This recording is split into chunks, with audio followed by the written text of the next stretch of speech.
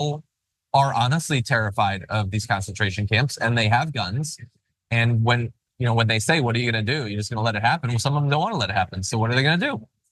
I don't know. So we're gonna end on that down note, but don't worry, we're gonna have a night of speeches. Joe Biden's gonna speak, AOC is gonna speak tonight. So we're gonna have live reactions, definitely tune in live.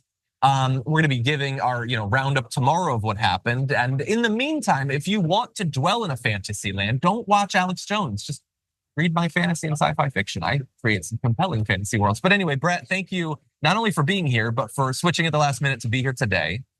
And being an overall great guy. He didn't need to, but he brought me coffee where I was producing. He's such a nice guy. That's true. And this is the train of compliments that we're all engaged in. Let's run a train together of compliments. Thank you, Brett. Okay, for now, stay safe out there, stay sane out there. We'll see you soon.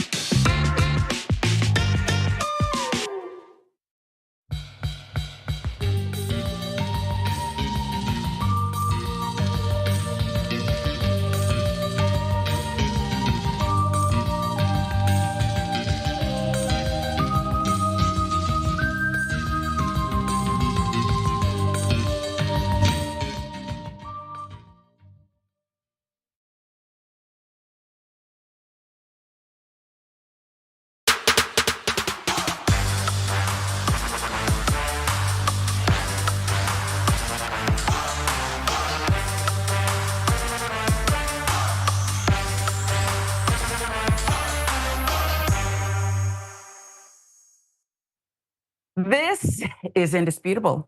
I'm Sharon Reed in for Dr. Rashad Ritchie. It's an honor to be sitting in the chair today. And it's perhaps equally an honor to be opposite the one and only Jackson White, Politics and Paper. Did you want us to mention anything else? I know you've got that other thing going that's quite successful as well. No, it's cool. It's cool. We don't got to mention that. But Politics and Paper on YouTube, yeah, definitely check me out on there. And I was laughing when we came in because you remember that time when we were coming in the show and I had it on mute for like 3 minutes. I was just going and going and going. But yeah, and I was thinking, boy, he's making some good points. I'm sure of it. He looks so passionate about it. It seemed like no, I wasn't making good points. It just looked like I was. This is a trial run. All right, we're going to try to behave ourselves. I think we're good together. I think so too. So yeah, we just want to behave a little bit. Dr. Ritchie doesn't monitor us, but I just feel obligated. Let's begin with good-looking people. When you're the most beautiful person in the world, do you even have to say it? I don't think you do. Do you think Halle Berry just every day said, I'm beautiful, look at me, look at me? I don't think so, okay? I don't so. But there is this guy, Trump, who qualifies everything. He says he's better looking than the Democratic nominee. That's what he said, okay? Now, I could go in deeper, but I kind of want you to hear it for yourself. It was at a recent rally. She said one thing that got me. She said Kamala has one big advantage. She's a very beautiful woman. She's a beautiful woman. So I decided to go back and reread the clause. I'm not saying he's, but I say that I am much better looking than her. I think I'm much better. Much better. I'm a better looking person than Kamala. No, I couldn't believe it. She said, I had never heard that one. They said, no, her biggest advantage is that she's a beautiful woman. I'm going, I never thought of that. I'm better looking than she is. Yeah, I was like, did I hear that correctly? And no one corrected him. No one corrected him. It's kind of weird. But then that's the word of the day or week or several weeks now since the governor, vice presidential nominee Walz said, this is weird. And it's only getting more weird, right? So that was Trump talking about how he's so beautiful. I wonder if he has a skincare routine. Everyone has a skincare routine now, but maybe he doesn't need one. Orange spray, someone said. That's his Oh, that was you, Jackson. Yes. It's probably true. We got to remind you, though, this is not the first time Mr. Trump has commented on Kamala Harris's looks. Do you remember this? She's terrible, but she's getting a free ride. I saw a picture of her on Time Magazine today. She looks like the most beautiful actress ever to live. It was a drawing. And actually, she looked very much like our great first lady, Melania. She didn't look like Camilla. That's right. But of course, she's a beautiful woman. So we'll leave it at that, right? Okay, reminder, Camilla is across the pond. She's the one that cheated with, who? The king, way back when. She was the third person in Diana's marriage. Kamala is the presidential nominee, the current vice president. But we'll overlook that and keep going. Beautiful as Melania. I've seen Melania up close, and I'm not going to disparage anyone's looks. I know you think that's where I'm getting ready to go. I'll just leave it at that, okay? First of all, what difference does it make? Let me bring you in on that one, Jackson. What difference does it make who's beautiful? I just don't want to feel like I'm in danger. I don't want to feel like, the policies are against me 2025. Why is he commenting on his looks, her looks? Because it's who he is. This is what he's always done, except now it's 8 years later. So people are just kind of tired of it. There's nothing new to see.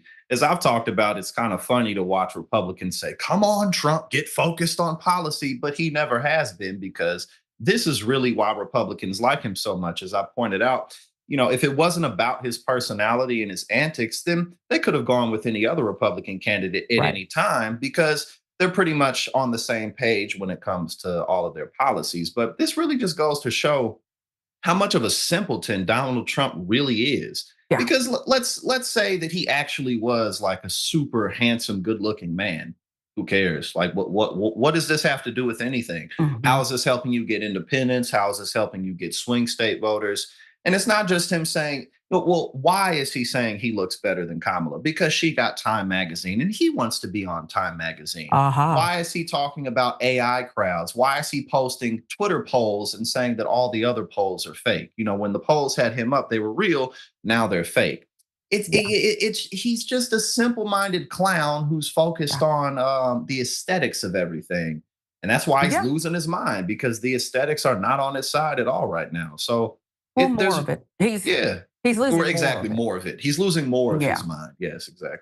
Well, and I think you're onto something with Time Magazine. And you're right. Politics and beauty, get out of here. Okay. Although I thought 44 and the First Lady, forever First Lady, good looking couple. Okay. You bring Idris Elba out, and perhaps that's a game changer. Well, it is for me, but I'm being honest about it. There's not really someone else out there who can change things, who can swing these battle states in their direction. But if Idris, and he starts talking with that English accent, I could see it happening. But Trump is no Idris.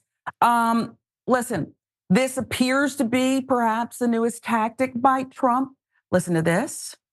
Kamala Harris back during the early days running with Joe Biden, she had a very watered down look to her. She wore a lot of neutral colors, a lot of grays, a lot of blacks, very few bright colored suits. And I'd even go as far as makeup. She didn't have a lot of makeup on and almost no jewelry at all. No rings, no necklaces, nothing.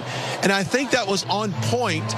That was at the time when kind of this whole gender bender type of campaign was going on, where they didn't really want to celebrate, I think, a female. Now, if you look at her now and look at her campaign speeches and some of the pictures that's pushed out on social media and the ones that they do to press conferences, it's a very different looking Kamala Harris. She very much embraces being a female, and I think that's trying to speak to suburban women who might have been turned off on President Trump for whatever reason. Imagine that, for whatever reason. A female candidate embracing her womanhood. I've never heard anybody say a man's embracing his manhood and blah, blah. So it's a little ridiculous, sexist, misogynistic. But that was Brian Glenn talking about her makeup, her clothes. When's the last time you've heard someone do that? I mean, they did get on 44 about that brown suit. Was it tan? Yeah, that was tan. Stupid. Right. It was pretty fly, though. It was a good looking suit. Fly. Like, why are you on? Suit. The man knows what he's doing. Okay. The look comparisons, though, would prompt X users to comment online.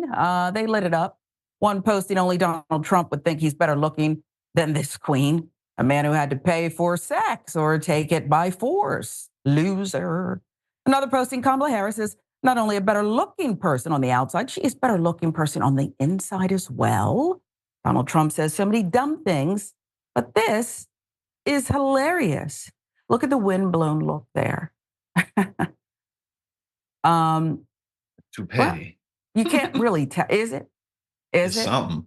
Or he could be, when you do wear lace front, your edges, you have to protect your edges. So it could be something like that. You've seen the picture where there was a famous supermodel on the beach and the wind kicked up and, oh my goodness, you need some of that growth cream. But who knows? The bottom line is, why are we even talking about it? Meanwhile, Kamala Harris was asked in the campaign about leading the polls, the sweet spot, and the latest status of a ceasefire deal with Israel and Hamas. Listen to this. CBS News has a new poll, shows that you're 3 points up nationally. What's your response to this? Do you still consider yourself the underdog here? I very much consider us the underdog. We have a lot of work to do to earn the vote of the American people. That's why we're on this bus tour today, and we're going to be traveling this country as we've been and talking with folks, listening to folks, and hopefully earning their vote. Do you think Israeli Prime Minister Netanyahu is ready to agree to a ceasefire deal? I will not speak for him, but I will tell you that these conversations are ongoing and we are not giving up. And we are going to continue to work very hard on this. We got to get a ceasefire and we got to get those hostages out. Okay, so she's smart. She doesn't take the bait. You'd be a fool to speak for Netanyahu. It's only going to change depending on perhaps the threat over his head, jail time, corruption, something or another. We get what's going on. Now, polling suggests voters would approve if Harris was more forceful in negotiating a ceasefire. Significant share of Democrats and independent voters in pivotal swing states, Pennsylvania, Georgia, Arizona, are more likely to vote for the Democratic presidential nominee, presumptively, of course, Kamala Harris, if said nominee pledges support for an arms embargo to Israel and if President Joe Biden secures a permanent ceasefire in Gaza. Now, the findings come in new polling commissioned by the Institute of Middle Eastern Understanding Policy Project and conducted by polling firm YouGov. So there's that. Pennsylvania now, 34% of respondents said they would be more likely to vote for the Democratic nominee if the nominee vowed to withhold weapons to Israel, compared to 7% who said they would be less likely. The rest said it would make no difference at all, which is another interesting take on this. But there is more here. about these findings and how important it is to voters. Arizona, 35% said they'd be more likely, while 5% would be less likely. In Georgia now, 39% said they'd be more likely, also compared to 5% who would be less likely. Zateo with the details for us. The polling results overall, Democrats and independents in all 3 states examined in the exhibited YouGov/IMEU poll have strong support for a permanent ceasefire and disapproval of unconditional aid to Israel. At least 80% of respondents in each state supported a ceasefire, while more than 60% disapproved of unconditional military aid to Israel. Roughly a quarter of respondents in all states said the violence in Gaza and candidates' positions on it is important to them, and it will likely sway the way they vote. So, Jackson, this is a delicate balancing act for Kamala Harris. It's not just so easy to declare this position because you have some who are on the far left and others. I think I really hate to even qualify it, Jackson, because a lot of people care about what they are calling genocide, closest thing to it over there, and they just want the killing to stop, not suggesting that Israel's wrong for defending itself, of course, or for defending against the horrific attacks, the hostages still being held after October 7th. But this is such a pivotal issue for Kamala Harris and Governor Walz. How does she navigate this without ticking off one side or the other?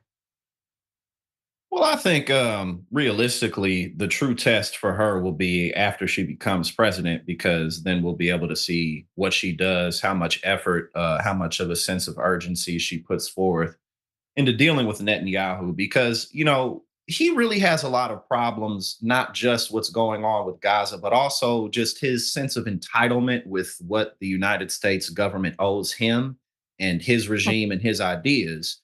So he really has a lot of issues there. But I think realistically, she's saying what she needs to say, but the real test will be after she becomes president. But there are other issues that are really helping her as well. People are thinking about their bills, their mortgages, their children's education. They're thinking about all those types of things. And on the other side, you have the Republicans who just took away Roe.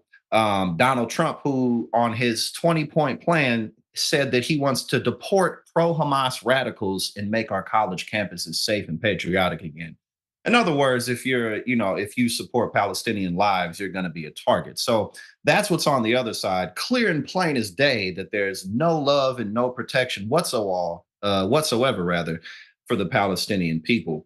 So I don't really know what else she can do at this point, since she is not in office. But there's a lot more driving her swing towards victory than just this one issue.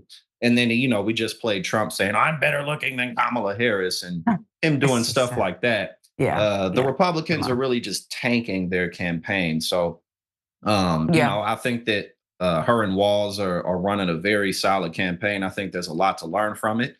But, if you care about Palestinian lives, you can do what you want on November 5th, but we have to give her a chance if anything is going to happen at all. And she's got this other balancing act where she has to go further, perhaps, for those who are tired of what's going on over there and disgusted by it, than President Biden.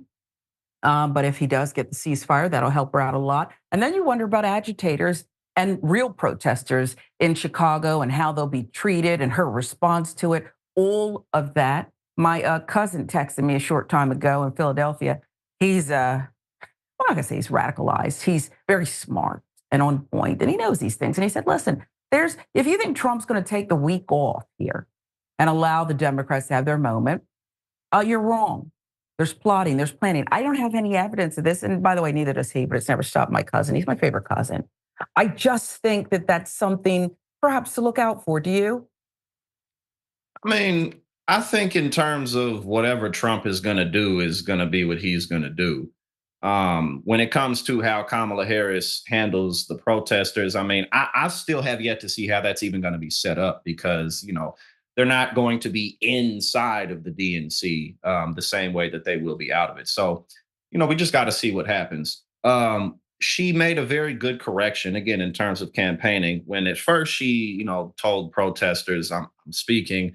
Then the next time she said, we're going to push for a ceasefire. Again, if she continues to do that, what more can you really ask for until she is actually in office? But I'm not personally concerned about what Donald Trump or Republicans are going to do. Okay, they've been doing the same stuff for 40 plus years. For longer than I've been alive, they've been running the same playbook. Oh my God, if we move an ass hair to the left of center, then communism is going to destroy us all. So I think their general playbook is failing. But all we can do is move forward with hope and play our part to push Kamala in the right direction, because that's our job, is the constituency. Okay. Well, we're going to move on to someone who, and I just want to preface this as we get into this next story, who I believe likes the spotlight too. And he's been out of it. And we don't even need to speculate about whether he has a friendship or not or whatever with the presumptive Democratic nominee. But Willie Brown, I just like the way he laughed when the reporters first asked him about Trump's nonsense and the helicopter. He was like, it was a belly laugh, right? It really came from within his belly, and he executed it quite well. It was, gothic almost. I rather enjoyed it. So I just want to say that Willie Brown is no stranger to the spotlight. He'd like to be back in it, perhaps. And he's threatening now to sue Donald Trump over the fake news story. Watch. Well, I know Willie Brown very well. In fact, I went down in a helicopter with him. We thought maybe this is the end. We were in a helicopter going to a certain location together, and there was an emergency landing. This was not a pleasant landing, and Willie was, he was a little concerned. Just to clear things up, have you ever been in a helicopter that made an emergency landing with Donald Trump? No. Have you ever been in a helicopter with Donald Trump? No. Another thing that Donald Trump said at this news conference was that you had said derogatory things about Vice President Kamala Harris to him in conversation. Have you ever had a conversation like that with Donald Trump? No, I have not, nor anybody else.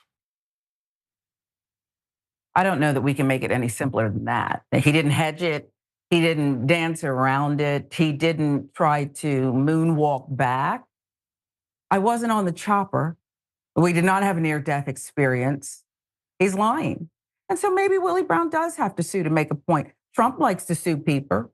He likes to sue people a lot, even when he's not justified, or he likes to prepare and push out memos. Like most recently, he said he was going to sue the Justice Department over the documents case. And every Justice Department official I heard was like, oh, sure, go ahead, but you're never going to do it. It's just going to open you up to all kinds of things. So there it is. That's Willie Brown. According to the New York Times, Willie Brown, the former mayor of San Francisco, had a message for former President Donald J. Trump on Saturday afternoon. Keep my name out your mouth or get sued. That's even more plain than say it to my face, okay? Consequences. And I believe when Willie Brown says something, he means it. So I wouldn't mind seeing that distraction. Okay, tie him up in another court case, Willie. Maybe you'll get money, like E. Jean Carroll got money. Who knows? Okay, you're alive. You did not have any near-death experience. He probably had to answer to his family. He said, why didn't you tell us about this? What happened? So there's that. He stood with his longtime lawyer, Joe Cotchett, on a sidewalk in downtown San Francisco outside John's Grill, a Saturday spot on Mr. Brown's lunchtime rotation. And he told reporters that he would sue Mr. Trump for slander and defamation if he repeated his concocted helicopter story even one more time. He's never brought a lawsuit in his life, Mr. Cotchett said of Mr. Brown. But you know who's pushing him to it?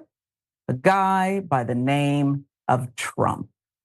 Okay, these two cats, you know, they're not every day in the news, and they're itching for this. Can't you tell by looking at them? We're back, baby. Mouth we're going to be on the stage. Look at that.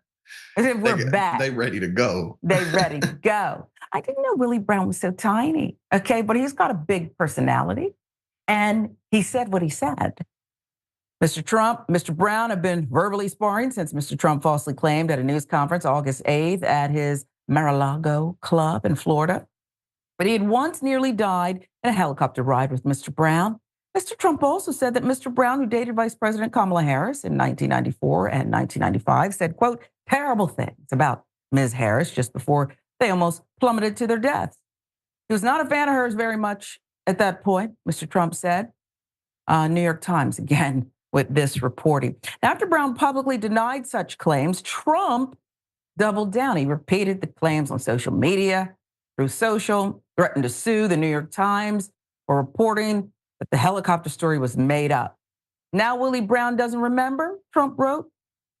He doesn't remember, Mr. President, because it didn't happen. You have him confused. Perhaps you are sleepy. Perhaps you're not all there. Perhaps you can't complete a sentence. I don't know. But people are saying it didn't happen and you're doubling down. That's when Nate Holden, former Los Angeles City Councilman, state senator, said he had taken a rocky helicopter ride with Mr. Trump in 1990. I guess that would have been before there was any kind of friendship or whatever between Kamala Harris and Willie Brown. 1990, okay? Speculated that the former president might have confused him with Mr. Brown. They're both black, so it happens. Both California politicians, black, although one, as you know, this is why I brought up Willie Brown's height. They don't have anything in common except they're black, okay? And they're not the same person. They're just not. Trump has not spoken about the helicopter incident since Mr. Holden came forward. Do you think they look alike, Jackson? It's just an easy answer. Well, you know what they say. Nah. Okay, yeah. I mean, even if they did look alike, how do you mix them up if it was a legitimate thing that happened?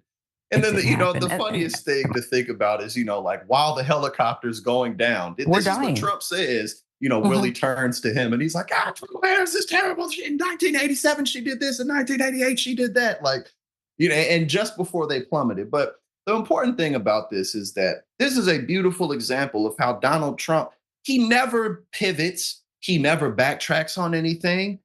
He could easily be like, oh yeah, it was the other black guy. He could say it much more subtly than that, but he's not going to do it because he can't admit to fault. And that's one of the biggest problems, not just with him, but his entire campaign.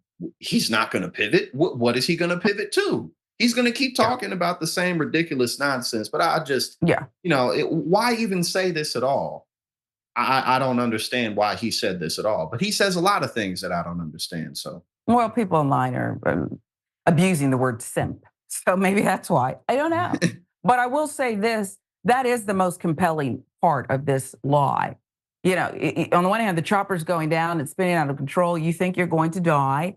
Maybe the pilot saying, brace, brace. I watch a lot of air disasters. Brace, brace, head down, head down. And in between, Kamala, brace, Kamala, brace. Right. It's, come on. He's like, what? It's not happening. Right. It's not happening. But there it is. Mr. Holden on Saturday, meantime, applauded Mr. Brown's legal threat. If he's propagating a lie, he should be held accountable. Mr. Holden said of Mr. Trump in a telephone interview on Saturday from his home in Los Angeles, I'm 95 years old, Willie is 90. And he made the assumption we wouldn't be here anymore and nobody would challenge it. Well, we're alive and well. I told you they're back, baby. Okay. This is like the most exciting thing that's ever happened in the last decade to both of them. So why not enjoy it? I say take the spotlight and it's great. You didn't ask for this. He put you there. So do it. Asked whether he wanted an apology from Mr. Trump. Mr. Brown said he would rather not hear from him at all. Okay. Just be gone with you. No, I don't want his apology, Mr. Brown said. I don't want him to mention my name. Keep your name out my mouth. Okay. Is what they used to say. And you know what that means, Jackson. I don't have to tell you. If you are engaged in something out there on the street and someone tells you you can either keep going with that and keep mentioning them and deal with the consequences, or you can zip it and mention somebody else, but don't mention them. That's what Mr. Brown said. When asked to comment, a spokesperson for Mr. Trump pointed to the former president's threat to sue the Times, but did not address what Mr. Brown said. Where's the lawsuit? If people said that I was lying about a near-death experience, Jackson, I assure you, and can I tell you how many, I don't even delete an email. I could look right now and tell you how many emails I have. It's crazy. That's what people say. There's 92,026 in this one account I'm looking at right now. And they may just be the ones that could just be the spam folder. You had that email for the last 20 years, haven't you? That's been your email since college. And it's up here too. So when somebody says, I may not be able to get the date, I got you, baby. I got you. I definitely wouldn't forget going down in a helicopter. I don't think that would exit my field of memory. By the way, Willie Brown looks really good for 90. He looks great. Yeah, he looks really good. Yeah, and this fight will perhaps get him going even more, pump him up. Yeah. He does look great. That San Francisco weather, they've got great restaurants there. He must be, he's celebrated there still, so it's all good. Okay, must be nice to go somewhere in his town, his city. Donald Trump can't do that in New York. Keeps you young, so Willie does look good. Let's get to Governor Pritzker. He is making some promises, threats, whatever. He says he's going to arrest troublemaker DNC protesters. Watch this. Certainly most of the protesters, I'm sure, intend to be peaceful, but there are some groups that are making it clear they do not want to be peaceful. There's one called Behind Enemy Lines, for example, a leftist anti-imperialist protest group calling on its supporters to shut down the DNC, urging them to make bruises from Chicago police batons, the 2024 back-to-school fall fashion. You guys prepared for that? If there are troublemakers, they're going to get arrested and they're going to get convicted.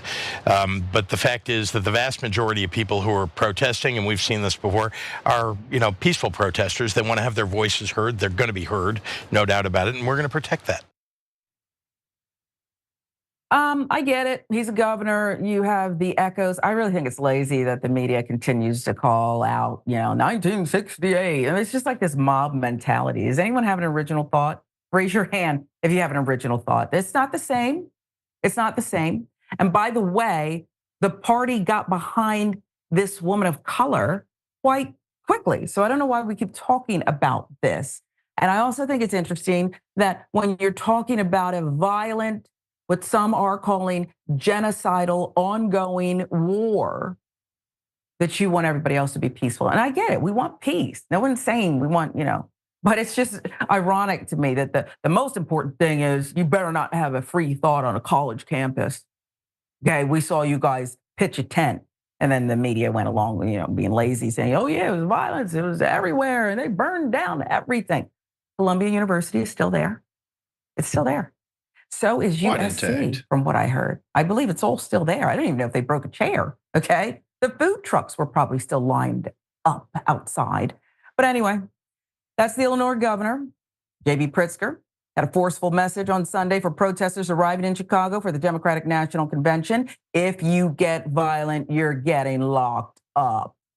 Pritzker spoke with CNN's Jake Tapper on State of the Union. Tapper, of course, cited the 1968 Chicago DNC protest over the Vietnam War. But Pritzker said the city and state had a plan in place to handle pro-Palestinian protesters. I love how they single them out. There's going to be protesters there, but I love how they sing. There's going to be a lot of people there and maybe some agitators. But I'm warning you. And by the way, pro-Palestinian, I think the protesters, Jackson, are more so against death. Women, children, men, entire families, hospitals, schools wiped out. That you can call it pro-Palestinian if you want it. It might just be pro-humanity. That's how I see it. But the governor says they have a plan. Anybody who tries to disrupt the DNC, and he's highlighting advances in policing and technology, if you will. So watch this. There was the 96 convention in Chicago. Obviously, another one that looms large is the 68 convention here in Chicago was overshadowed by violent clashes between police and protesters, then protesting the Vietnam War.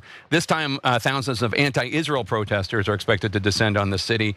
How worried are you about them disrupting the actual convention, including the uncommitted delegates? inside the convention hall. Well, I know reporters like to harken back to 68 because, there's a lot of good footage you get to point to. We also harken back to 96. You did. You got the Macarena in there. But the fact is, it's a whole different ball game. Here we are, 56 years later. We've got a very, very different situation in the Democratic Party. The Democratic Party, honestly, has coalesced around this candidate. That was not the case in 1968. We've got policing is all different now, and we've got technology at work, and really the protesters are protesting something that is very far away from here, very important, but it's not about people getting drafted from here going abroad. So it's a whole different situation, and honestly, I expect that we're going to have peaceful protests. We're going to protect the protesters, but also protect all the people visiting, 50,000 people coming to Chicago, and the residents of Chicago. So the plan's been in place for a year and a quarter now already. We're going to execute on that plan the next 4 days. All right, so let's hope everything goes off without a hitch. The one thing the governor said there, Jackson, that bothered me is, this is going on far away. There's so many people who you hear them talking in Chicago too, not just, parts of Michigan, Detroit, who say, I've got family, I have cousins, relatives who are over there, and it's deeply affecting people in this country. And those who, again, don't have that connection, that familial connection, they are certainly saying, we do not approve of what's going on over there. This is carnage. This is horrific. So I think that, maybe I'm picking apart the governor's statement there, but I think that needs to be understood. It needs to be understood that these are our friends, our neighbors, our family. These are our fellow Americans, and they have a right to speak up. Per NBC5 Chicago, Pritzker says approximately 150 members of the state's National Guard will be in Chicago during the Democratic National Convention this week, but emphasized they are present in a standby role.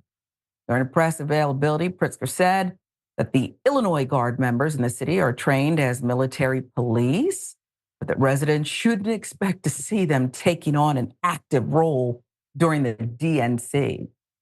That's comforting. They are really on standby, he said. They're at the perimeter. Nobody expects that we'll have to use them for anything very serious. We also want to make sure we have additional law enforcement type folks who are in uniform and who are trained to be police available. According to a press release, National Guard routinely performs security support at major events, including teams to help advise local police departments on security during large gatherings. Spokeswoman for the Pentagon confirmed that she has not received any additional requests for more support during the DNC in Chicago. Secret Service, FBI, dozens of other agencies are providing assistance to Chicago police during the convention. That layered approach to security is one touted by Pritzker and Chicago officials in the lead up to the convention. And he said it's all part of his overall plan. Now, there are numerous protests planned around the DNC, with protesters expected to hold marches on Wednesday in the city, most demonstrating against the ongoing war between Israel and Hamas, with protesters speaking out against the Biden administration's handling of the conflict. Now, per the AP, thousands of activists are expected to converge on Chicago this week for the Democratic National Convention, hoping to call attention to abortion rights, economic injustice, the war in Gaza.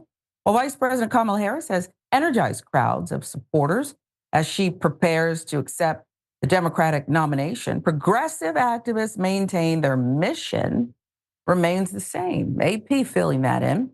Demonstrations are expected every day at the convention, and while their agendas vary, many activists agree an immediate ceasefire in the Israel-Hamas war is the priority. Organizer Linda Lowe said, even though Democrats have pushed to safeguard reproductive rights at home, the issue is international. They will march in solidarity with people everywhere who struggle for the right to control what happens to their bodies, as well as to protest the money the U.S. spends to back wars that could be used for health care, she said. Let's get to the largest group, if you can. Coalition in March on the DNC has planned demonstrations on the first and last days of the convention. Organizers say they expect at least 20,000 activists, including students, who protested the war on college campuses. Activists sued the city earlier this year, saying restrictions over where they can demonstrate, violate their constitutional rights. Chicago leaders rejected the request for permits to protest near United Center on the city's west side, where the convention is taking place, offering instead a lakefront park more than 3 miles away. Later, the city agreed to allow demonstrators at a park and a marked route closer to the United Center. Federal judge recently signed off on the group's roughly 1 mile route. The city has designated a park about a block from the United Center for a speaker stage. Those who sign up get 45 minutes. Whoa, that's what? Quarter of a Trump rally speech or a quarter of his RNC speech. That's some considerable time. Mayor Brandon Johnson told the AP in a recent interview, quote, "We're going to make sure that people have their First Amendment rights protected, that they can do that in a safe way." Mayor of Chicago saying that he too wants a ceasefire. He's been pretty outspoken about it. AP also reports police have undergone training on constitutional policing. County courts say they are opening more space in anticipation of mass arrests, and hospitals near the security zone are beefing up emergency preparedness. But some have lingering safety concerns, worried that protests could become unpredictable or devolve into chaos.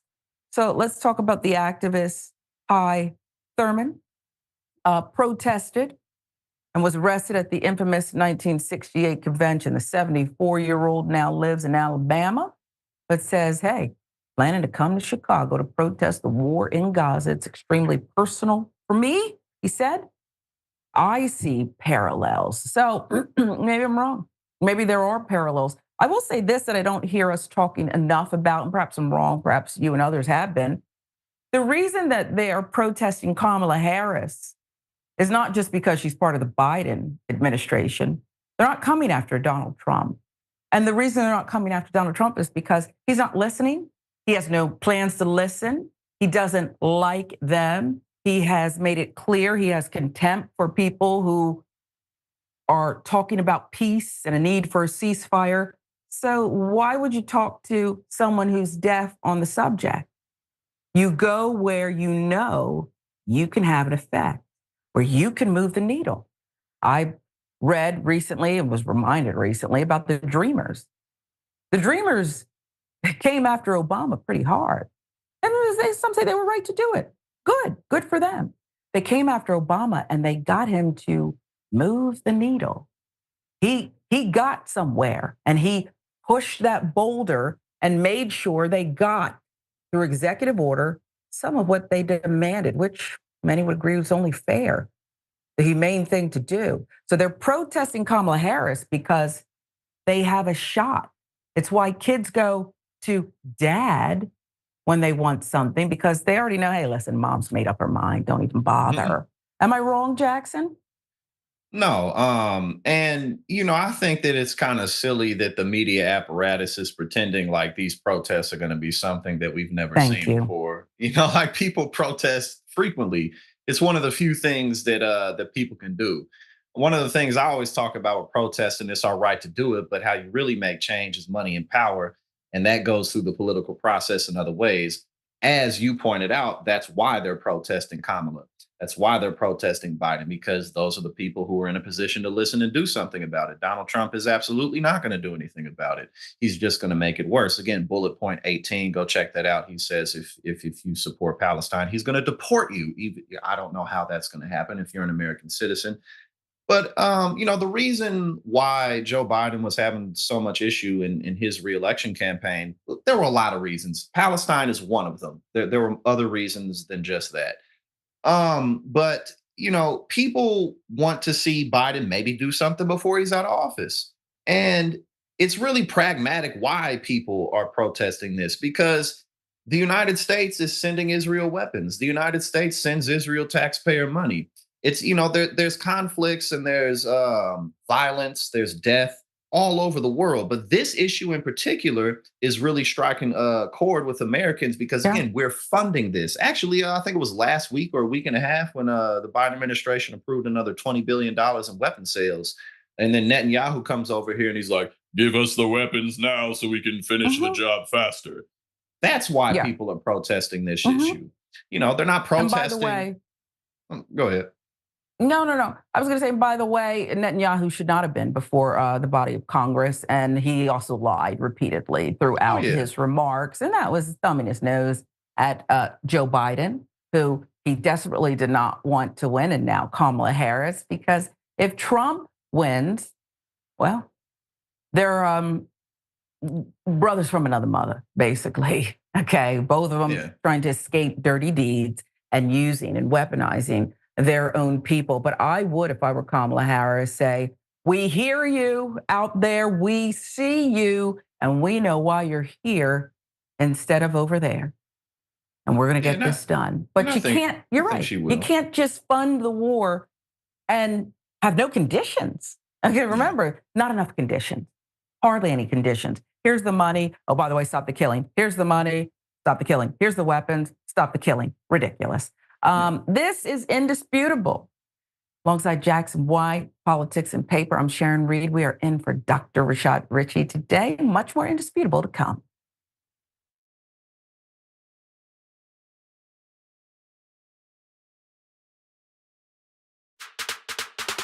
Indisputable, exclusive, disputable, exclusive. We brought you this first. No other news agency has this video. No other news agency has this story. Every week on Indisputable, we do original, exclusive, investigative reporting you'll find nowhere else. Our reports have been viewed by millions. Hosted by Sean King, Ben Crump, Senator John Ossoff. You, through your investigative reporting, unearthed very troubling allegations about specific forms of abuse and discrimination in the federal prison system. We catching these cases on camera. Just imagine the things that we don't see. Our groundbreaking investigations and exclusive interviews bring you the real voices no one else wants you to hear. We tell the stories. Imagine a prison that is so racist, the corrections officers contact me. That is a life or death situation being created. A black woman who was driving for Uber was allegedly assaulted by a white male passenger. After we got involved, roughly 24 hours later,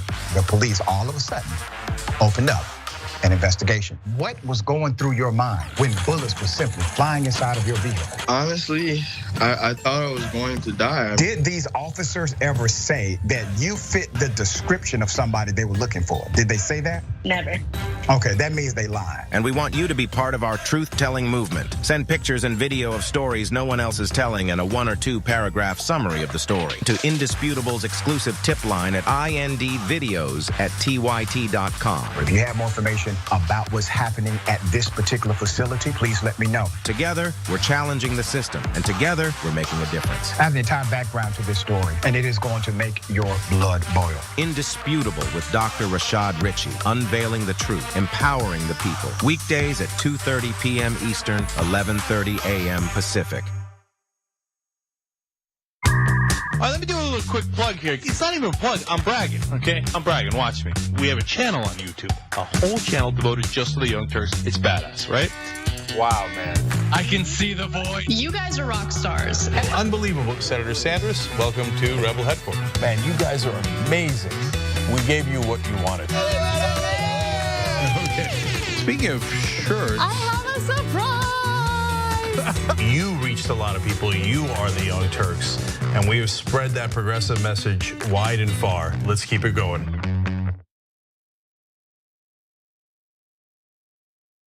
The craziest, dumbest things Donald Trump has ever done. It's a battle royale at TrumpBrackets.com.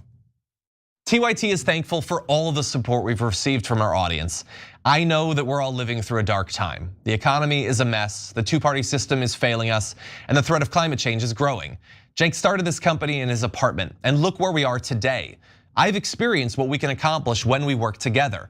So let's keep moving towards positive change. Join our movement at tyt.com/team.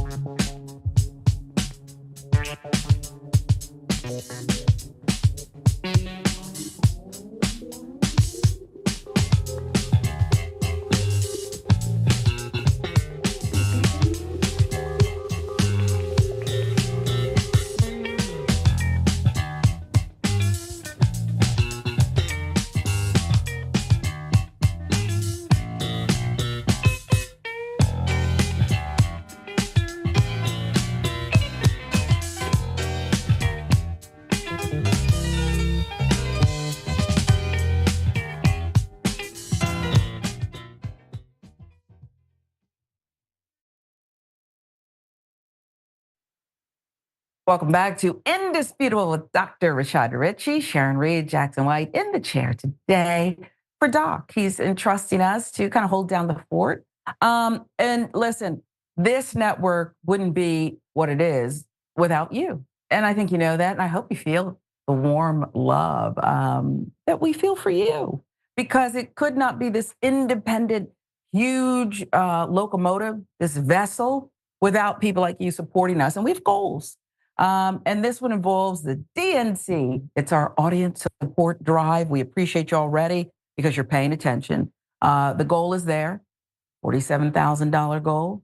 Just go to tyt.com/DNC. And that's really just a fraction of what it costs to send key personnel to the DNC to really report on this and the issues that matter to you, break it down, have conversations with you. So your support keeps us invincible. You're boosting our coverage, if you will. You're helping us meet the moment when we cover these national events. So thank you in advance. Hope we don't get on your nerves reminding you, but you all are so good and generous all the time. And again, many thanks for that. Now let's get to some of your comments, if we can, because you all have a lot to say so far. And then why wouldn't you? We do love it. Let's get to TYT members first. Lots of memes. And then a little, this one, just 2 words about Trump. I'm better looking person than Kamala Harris. Cray souffle. Always count on you. Yeah, right. And then I don't know if the meme that you posted, cray is, and it doesn't matter, gender fluid perhaps, but basically it's someone who has orange hair and some orange skin looking in the mirror and admiring themselves. That's all I really can reveal. LP Revolt Dragon says Trump is better looking than a woman to his homophobic MAGA men. That's an interesting take. Thank you for that, YouTube. Stay on this topic. Tanya Ladmiral says, Trump said that Kamala Harris is beautiful, just like Melania. Trump has lost it. Hey, they're both beautiful. I think Kamala Harris is beautiful, but the most beautiful thing about her, Jackson, is her joy. She's living her best life, and you can't touch this. Like the MC Hammer old too. Are you old enough to even know about MC Hammer? And you can't touch this? I was born in '92, so when did that song come? I know about the song. Okay. But that seems pants, like a late '80s type pants. of song. Did that song come out in the late '80s?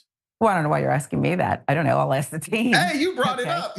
Well, because that's what they're saying. You can't touch this. But I saw it in a commercial recently. She's just more likable than him. But pretty much this brush is more likable than Donald Trump. So I agree. Nice the commercial bar's pretty plug. low. Are you hawking products? That was good. No. Well, you should get a cut. Let's give you one more. Dave Morris says, dude, you wear twice as much makeup than Kamala. And since you brought it up, I think that's fair. Oh, Roberta Bonzi, thank you for your contribution. And Jackson, this is for you. I'm with you, Sharon, regarding Idris Elba, unless Jackson wants to jump in. You do. I definitely want to jump in. Yeah. You know what I'm saying?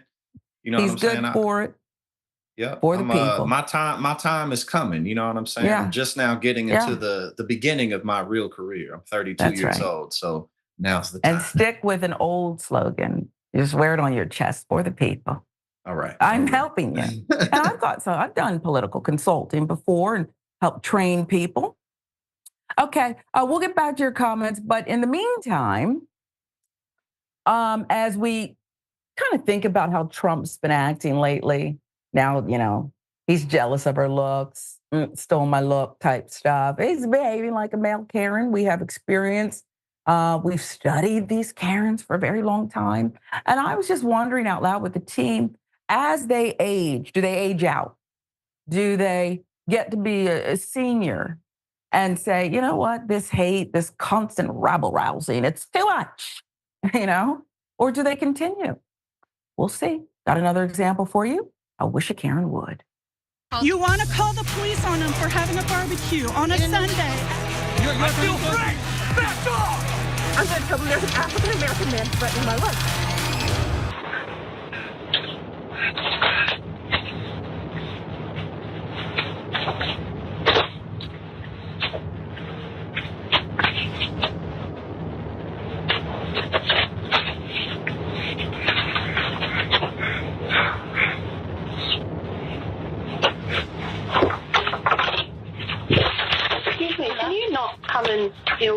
roll into our bins and, oh, can you give me back all of those chilies? Huh? Can you give me back those chilies and the basil? That is my property. I own it. Can you please not come and steal from me? Oh, that's thanks. Please don't. Please, can I please have this back? That's mine. And please do not steal from us. You didn't believe me. Sorry for thanks. I've watched you do it, and that's you can't acceptable. Okay, goodbye.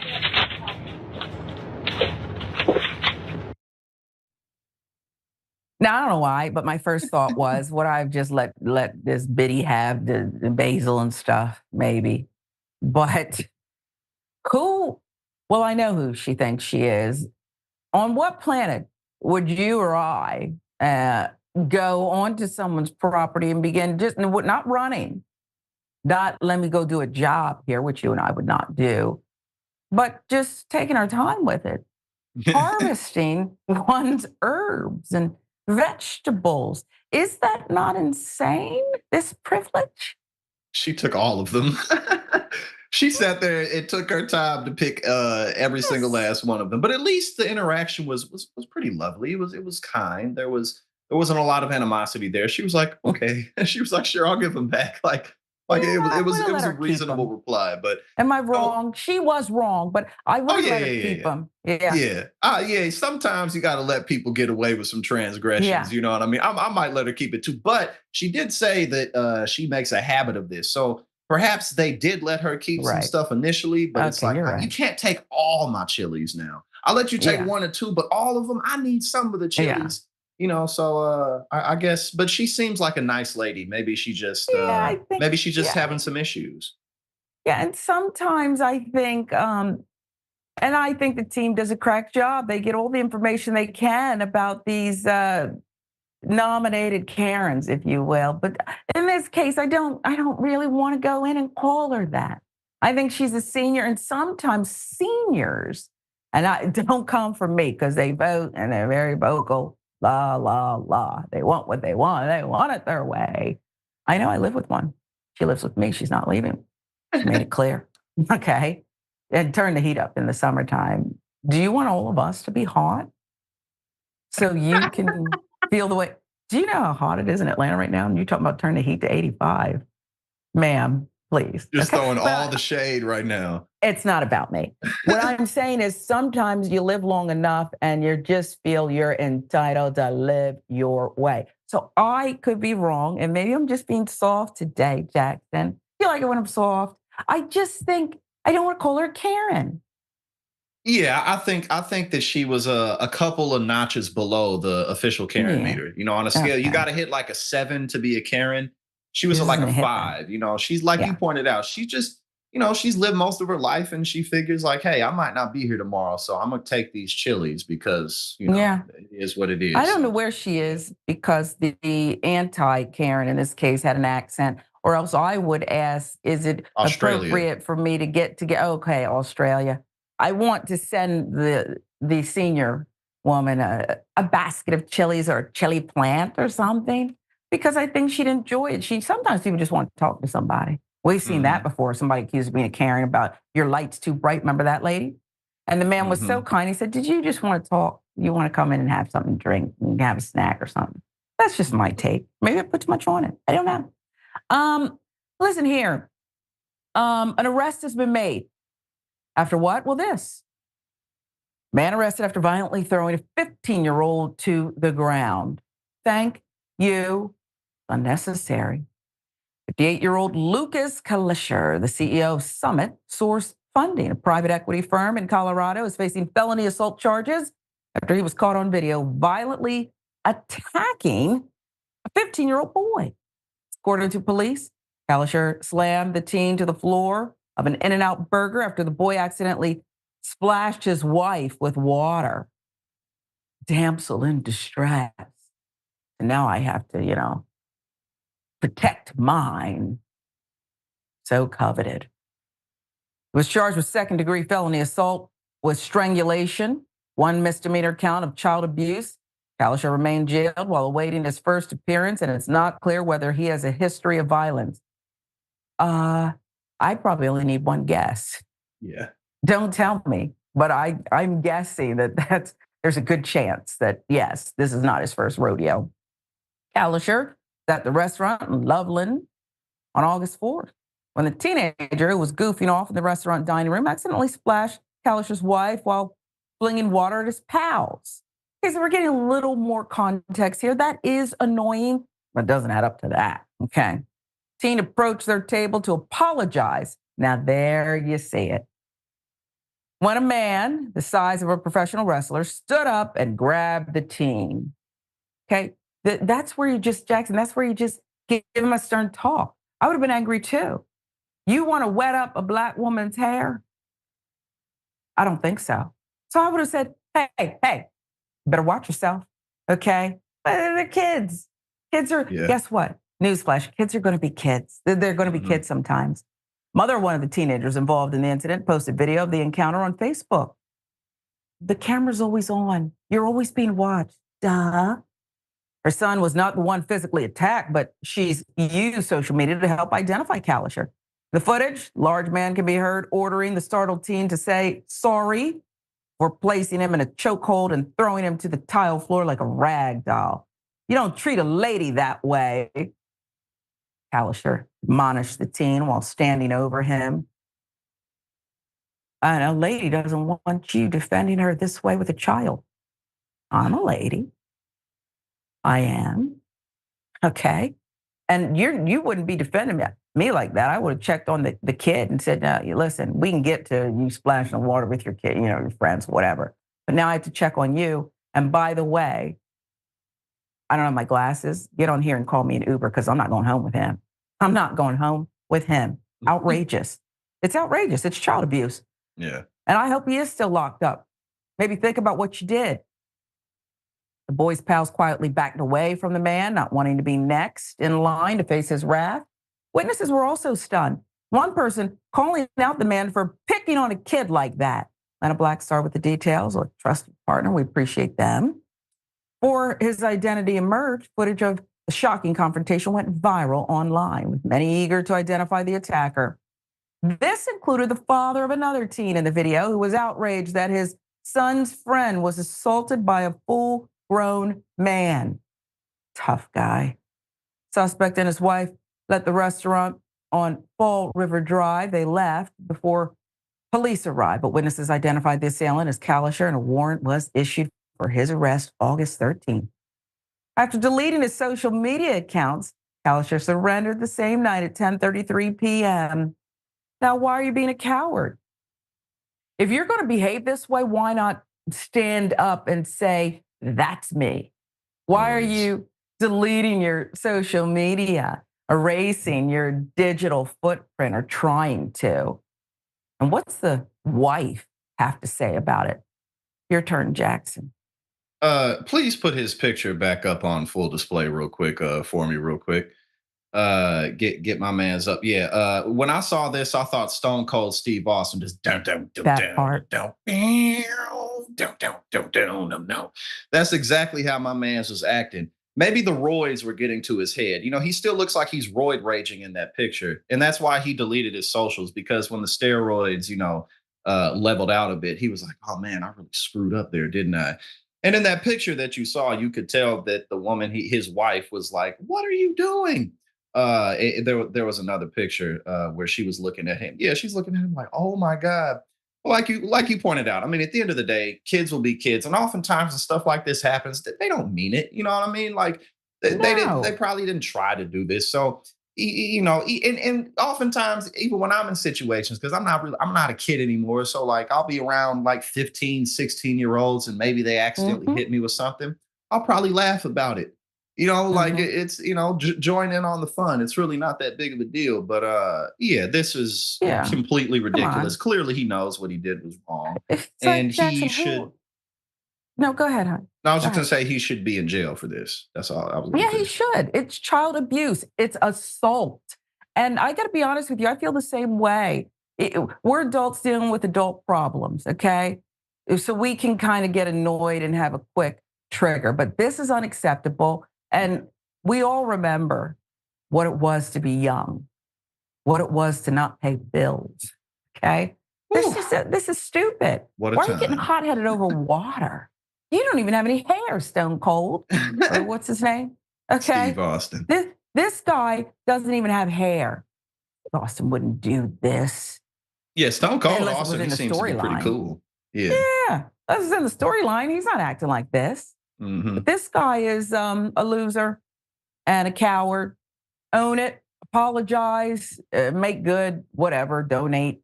But we don't like you very much. This is indisputable. Sharon Reed in for Dr. Rashad Ritchie today alongside my friend Jackson White. Politics and paper. Much more. Indisputable, a lot more big stories when we come right back.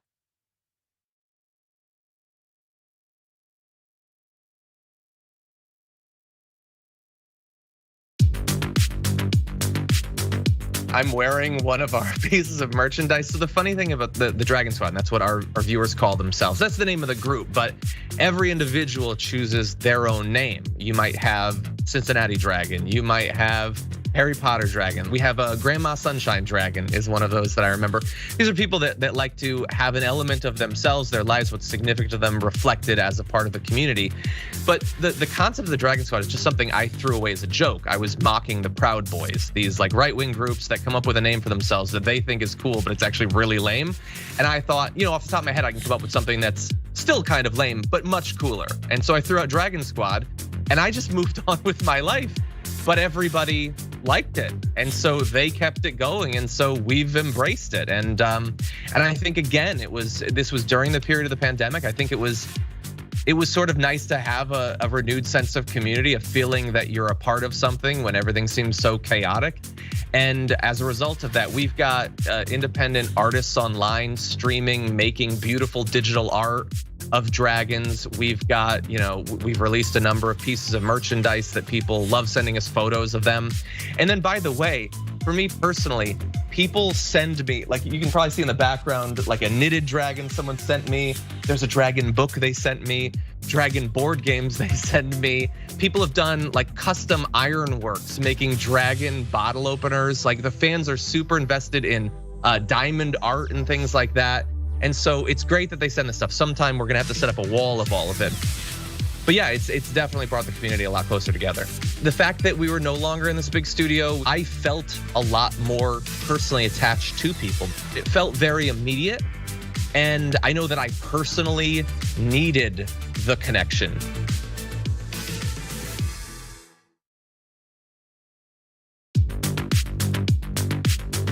I'm wearing one of our pieces of merchandise. So the funny thing about the Dragon Squad, that's what our viewers call themselves. That's the name of the group, but every...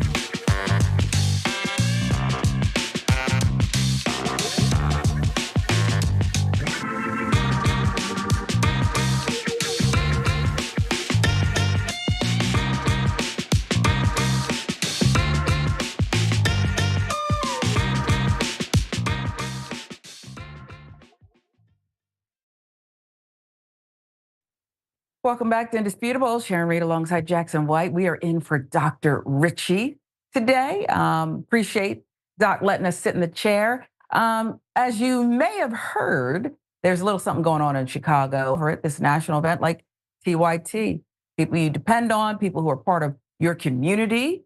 And we can't do it without you. You guys always step up. We appreciate it very much. Very grateful for the independence you help provide us. The goal is $47,000, which is, it's a lot of money. But when you consider that it's only part of what it takes to send key people to the DNC and cover it the way it should be, including the issues and including any protests and what people are looking for. What is going to be on the Democratic platform? Give it to you straight, no chaser. So again, we appreciate you. Thank you for your donations, your support. It means the world to us. More of your comments, TYT members.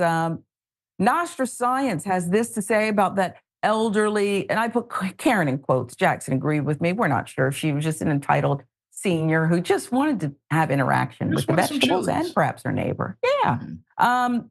But she did try to steal the woman's chilies, and apparently it's not the first time she was caught. Nostra Science says she's a not so hot chili pepper. Okay. Yeah, it's funny. You just make little quips about it. We don't have to hit her over the head with it, figuratively. About the man arrested after violently throwing the 15-year-old to the ground. What a loser. Lynn says 15-year-olds will act like 15-year-olds. That part. You're right, Lynn. I give him credit for going up to apologize. Yeah, that was in the story before, Mr. Bully, Mr. I wish I was in the WWE, slammed the kid and said, you apologize. You don't treat a lady like this. He said, tell it to the judge, buddy. That's ridiculous. And then, some of you commented, and you saw it on social media, YouTube now, about the elderly woman. Sharon loves to clown Karens on Mondays, Librio says. But I was pretty easy on her. I don't think she may not be a Karen, but I do like to clown them, okay? When you put on the big red sloppy shoes, you deserve to be clown Karen. So I sure do treat them like they're at the circus, okay? And probably not even in the center ring is for the real good acts. These Karens, you're so tired. You're over there in these other outside rings, really where they put the little kids who are happy to see anything, okay? That's how I feel about it. So yeah, I do go in. Okay, a lot of you, maybe you disagree. Stephen Armstrong, I would get Graham's her own chili pepper plant. That's what I think that would be nice. Just be friends, but you don't want to invite, now you can't keep coming over here. I got my life, you got yours. I will come see you from time to time. I'll wave, but we're not going to do this every day. So you got to be careful, okay? She thought her front porch was the farmer's market, the Jack says. Indeed, she was getting free vegetables. Yeah, she was just sitting there taking them one by one while she was being watched. Yeah. Oh, sweet lady. Now I went from this to that, okay? And maybe it's a ploy. These Karens can be manipulative, but I can see it in this case. Snack Panther gifted 5 indisputable memberships. We appreciate you always. Spirit X Black of the Bayou. Thank you to you. K-Ron Hay. Love Big 41. Tracy Porter. You guys are so generous. We definitely appreciate you. And people on Twitch like Dr. Hayes saying you can have some of my peppers, but don't be greedy. Well, maybe she did she took a whole, what did she have, a basket or a bag, Jackson? I don't remember, but she was carrying it. Was something. A bag. It was a big brown bag. Yeah, she was harvesting.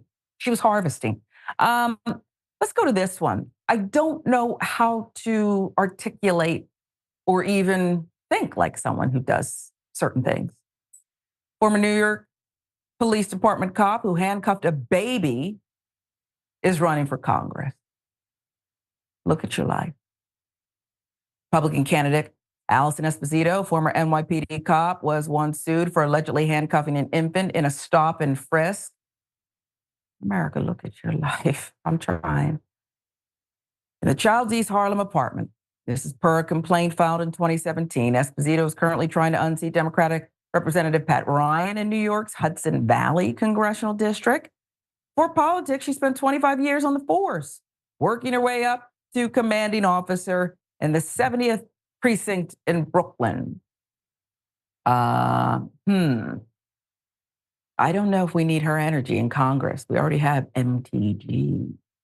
According to the complaint, Esposito and another officer were accused of illegally entering an apartment on 101st Street, 2016. Esposito and her colleague allegedly proceeded to, quote, assault, frisk, handcuff, detain, arrest, and imprison the infant plaintiff, Rebecca Cuevas. So I got to question your judgment, too. It's not just nasty. It's not just rude. Have you ever seen Raising Arizona? Energy.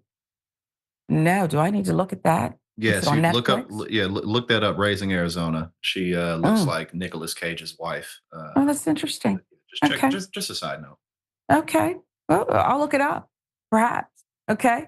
Let's talk about the baby's mother. Shantel Vasquez claimed her daughter was harmed during the arrest and sought damages for severe physical injuries, emotional, psychological distress, anguish, anxiety, and legal expenses, and more. Case was ultimately settled out of court, with New York City paying the infant's mother $25,000. Lana Blackstar with the details. Look, you pay the money. It's an admission of something. Maybe it's an admission of we just want it to go away, or maybe more. If this happened, it's worth more than 25 to me, but okay.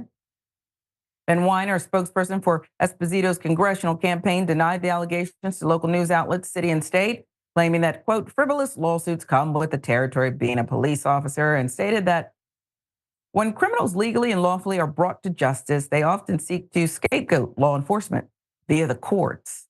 Oh, yeah, that's how it works. It's not the other way around. Really? Really?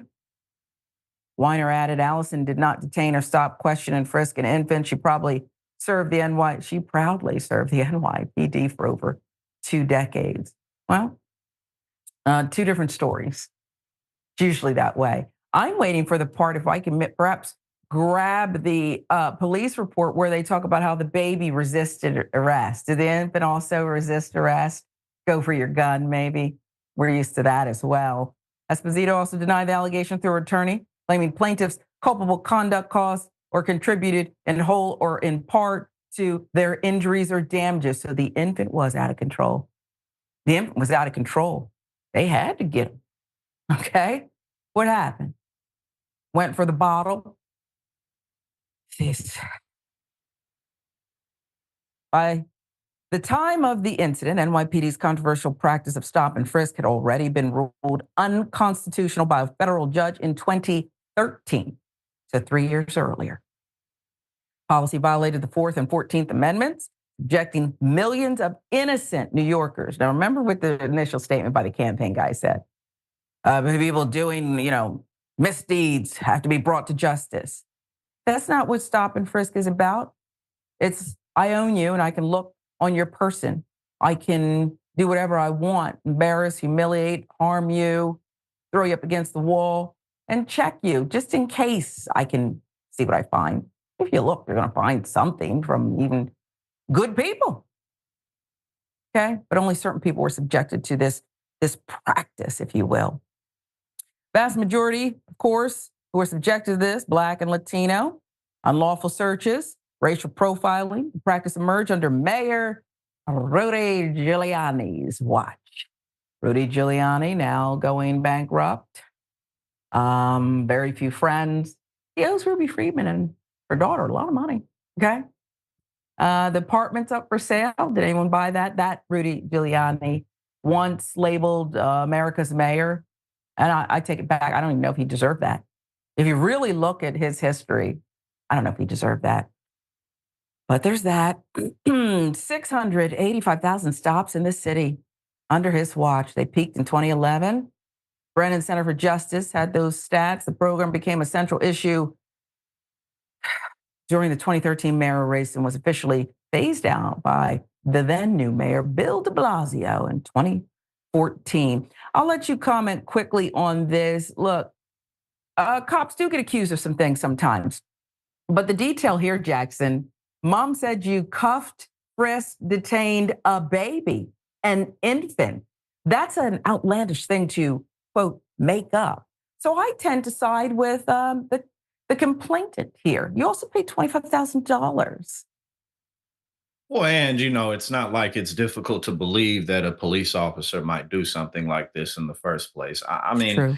I don't even know what to say about this. Obviously it's unacceptable, but I think this may be a little difficult for her to get around. Maybe not. Yeah. If she's not in the exact right district with the exact right amount of support from the right people. But I mean, all she really can say is no, this didn't happen. But if it did indeed happen, then there's evidence for it. So I mean, I don't. What are you really going to do? We don't need this energy, if you will, this kind of energy. If any part of this is true, we don't need this energy, and I think it would be disqualifying. It's a good thing this is an isolated incident, and most cops would never do anything harmful like this.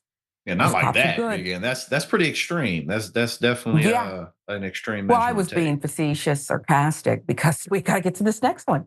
Now, a Texas cop has been fired for what? Assaulting children at a pool party. Why not just splash and have fun? Be like the cops who roll up on the kids after a neighbor complains that they're dribbling the basketballs and playing a pickup game, and play with them. Splash with them. Do a belly flop. Didn't happen here. According to Atlanta Black Star, Jared Rivas, a police officer in Galveston, Texas, was fired from his job after a video showed him beating multiple children and adults at a pool party while he was off duty. Now the families of the affected children want that now former cop arrested and charged. Why wouldn't he be? He's assaulting everyone. Yeah. He's assaulting everyone while off duty. This is crazy. Think about what he did when he was in uniform. Let's give you the details on the incident. June 25th, Rivas was involved in an altercation with a group of teens celebrating someone's birthday party at the Island Bay Resort apartment complex pool in Galveston with their parents' permission. Rivas was working as a courtesy officer at the apartments that day, according to Fox 26. Came across the party, allegedly asked the group to leave the pool area because they didn't live at the complex. Oh, here we go. You don't belong here. As they were leaving, family attorneys said he carried out an unprovoked and brutal assault on the teenagers.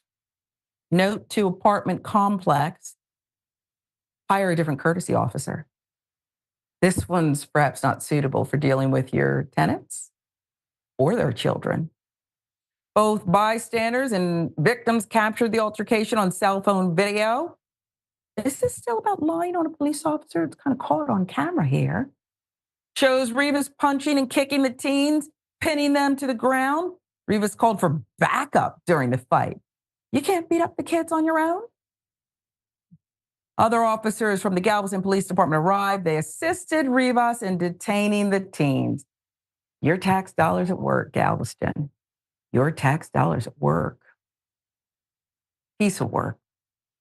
All right, so parent Heidi Williams said at a news conference here, they were traumatized. An officer of the law who the kids are supposed to trust, have faith in, and look up to are now harming them and their siblings and friends. That is trauma. The attorneys for the families involved contacted Island Bay Resort and said that it wasn't made clear whether visiting families weren't welcome at the complex. Not even an issue. You can ask somebody to leave without assaulting them. And what happened to just being joyful? Were you a kid once? Families are now seeking legal action against Rivas, Galveston Police Department, University of Texas Medical Branch Hospital. They allege that the police force did nothing to stop Rivas' attack on their children, and that hospital staffers refused to treat the victims when they learned that they were involved in the attack. Family members are also calling for charges against Rivas, according to KTRK. Galveston County District Attorney's Office is currently reviewing the case, determine if any criminal charges will be filed. This investigation of the incident involves many witnesses, several allegations. As with all investigations, our office will take the time necessary to ensure that the investigation is thorough and conducted properly, the DA's office said in a statement. Well, you can look at the footage, first of all, and it shouldn't take the time. Okay, that's how they answer things that are caught on camera, where there's footage and they want to kind of have things die down. Okay, she's right. Not only did the Galveston Police Department not help, it seems like they joined in here, the backup that he called for. What say you, Jackson, about Rivas and these alleged deeds not being arrested? I mean, if I walk to Burger King right now and assault a grown man, I'm gonna face time for that, because you can't go around assaulting people, let alone if it was a minor, then I would face even more trouble. So it goes without saying that somebody whose, job is to uphold the law and protect and serve shouldn't be, beating up children. That's it. There's really not much more to say other than that. Clearly, this guy should be arrested. Clearly, he should do some time. Because again, if I just went and beat somebody up at some bar, I'd probably be looking at like a couple of years or something like that, especially if they were damaged. Yeah. I mean, I remember when I was in sixth grade, like growing up, people used to fight all the time and stuff like that. And there were police officers. And I remember one time specifically when the guys got out the car and he was ready to go. We were in the sixth grade, so. This is definitely something that is happens rather frequently when you look at a state by state basis. But yeah, no, this is obviously unacceptable. What bothers me is this mob mentality too. If you call me and I happen to show up as backup and I see you, Rivas, even if you're out of uniform here, you're really calling for like your gang members to join you. That's what it seemed like here. Because I would have said, I'm not about this life. And put your hands behind your back. You have a right to remain silent. You, Rivas, I'm arresting you. Okay? I don't know why they have to call for charges. If it was enough to fire him, okay? And that's separate anyway. Care about no job. Like you said, you would be arrested. I assure you, Jackson. Okay. Ridiculous. We'll keep following the case. Donald Trump seems obsessed lately with AI, using AI to lie on other people, accusing Kamala Harris of having AI crowds because they're bigger than his. And now Taylor Swift enters the picture here, an AI photo, if you will, Swifties for Trump. Now, that's a lie, okay? Famous, no, okay? Kanye's for Taylor before, before Trump, okay? She's not interested in any part of him, and neither are the Swifties. And there's going to be a price to pay for this. The Swifties, the Hive, they don't play this. So here's what's going on for Mediaite Donald Trump. So desperate for the support of Taylor Swift and her legion of fans, he's posted fake AI-generated images of Swifties for Trump on Truth Social. Maybe that explains blacks for Trump. Blacks for Trump. I heard, a trusted Democratic commentator say one time, was it Angela Rye? There are no blacks for Trump, okay? And I'd rather agree with her. So maybe this explains it. Of course, this was years ago before AI really took off. Sunday afternoon, Trump shared this photo collage of women wearing Swifties for Trump, adding, I accept. According to multiple outlets, all but one image, AI generated. We got you, baby. Taylor wants you to vote. She's not going to let this stand, okay? Her father told her don't enter into politics, and she told him, there's that video. Remember that video? She said, I can't let it stand, okay? And her boyfriend might say, no, step outside. Irony here is that just 1 week ago, Trump baselessly claimed the Harris Walls campaign had shared images from a rally at Detroit Metro Airport that were faked via AI. Trump alleged Vice President AI'd it, meaning the massive rally in attendance at the Detroit Metro Airport. Okay. And you see, is this Truth Social with its propped up value? Okay. This propped up value where people, this is my opinion, they're giving money, claiming they're investing in this entity, but it's really to say, look at me. If you get in there, do me a favor, will you, Trump? This is just crazy. They're losing money. If you look at the filings, they're losing money every single quarter, okay? But here he is. Does anyone notice? Kamala cheated at the airport, blah, blah. She's a cheater. She has nobody, all caps, waiting. And the crowd looked like 10,000 people cheating, election interference, anything. Okay, I can't read the whole thing. We have limited time, and we have to use our time for things that are important. And I think you get the gist. All caps, shouting, cheating, lies. But we know who the real liar is. Trump followed with an image from the rally as well, stating, quote, look, we caught her with a fake crowd. There was nobody here. Meanwhile, CNN speculated how pop superstar Taylor Swift might be able to drop in and endorse Vice President Kamala Harris at the Democratic National Convention if her tour allows. Democratic National Convention kicks off tonight in Chicago, Monday, with a headlining speech by President Joe Biden.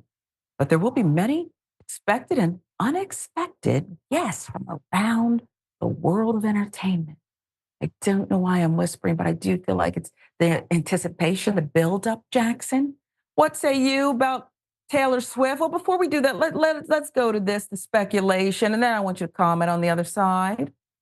New details for you this morning about which A-list celebrities are planning to be at the Democratic National Convention here in Chicago, where we are, as the party formally crowns Kamala Harris as its nominee. Rumors are swirling big time. Everybody's talking about it, that two of the biggest names in music, Beyonce, Taylor Swift, might make appearances. Might. There is, of course, a lot of talk.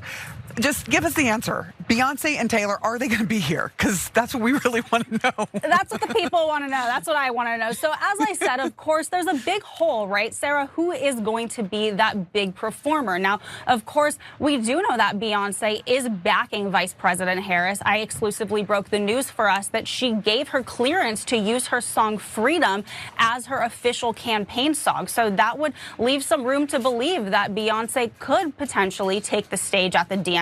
Now, Taylor Swift has previously backed the Biden-Harris administration. Back in 2020, she backed Biden, but we haven't heard from her yet. Now, remember, she is on tour right now. She's in London, so she can't be there tonight. She can't be there tomorrow. She's a little busy in London, but if her show ends on Tuesday, she could hop on a private jet and she could be there by Wednesday. So we will see. But Taylor also comes back to the U.S. in October. So there is time for her to make an endorsement if she chooses to. All right, so besides the carbon footprint, Taylor Swift can do no wrong, Jackson. I'll let you comment. Is it a good idea? Do you think she'll do it? On and on. Yeah, it's definitely a good idea. I mean, anybody with that caliber of influence is absolutely a good idea. And Republicans are going to be absolutely livid about it. But, you know, the AI with Taylor Swift is Donald Trump is honestly, seriously, one of the most pathetic men alive in the whole world. Pathetic. He is, we need a new word for pathetic. We really do. Because he seems to think that if I can convince the public that I have bigger crowd sizes, that's all it's going to take. You know, because the Republican strategy for this election has been, let's try to convince the public that Donald Trump is successful and that everyone loves him. And lo and behold, that's not working, especially since, Biden's out of the race. But again, he is just honestly one of the most pathetic men breathing. Yes, pathetic. Okay. He really is. You have Hulk Hogan. You have Kid Rock. You had Clint Eastwood talking to that empty chair. Leave the DNC alone. They've got their stars. Jackson, tell people where they can find you, please. Yes, you can check me out at Politics and Paper on YouTube, youtube.com/@politicsandpaper. The streams have been getting better. I got a lot of new content coming. I'm working on creating mental health resources for people who struggle, who need better, more healthy ways to cope. I got a whole lot coming. So check me out at Politics and Paper on YouTube. I love it. You're special. You do work on behalf of the people. And we want to thank you again for your support. The goal's 47,000, and already you're being generous, you're giving. And so we can't be independent. TYT, this powerful network, without you, as Jank, Anna, John, others head or are already in Chicago for the DNC. So please continue to support us, and we'll continue to be your family. This is Indisputable. We'll see you next time.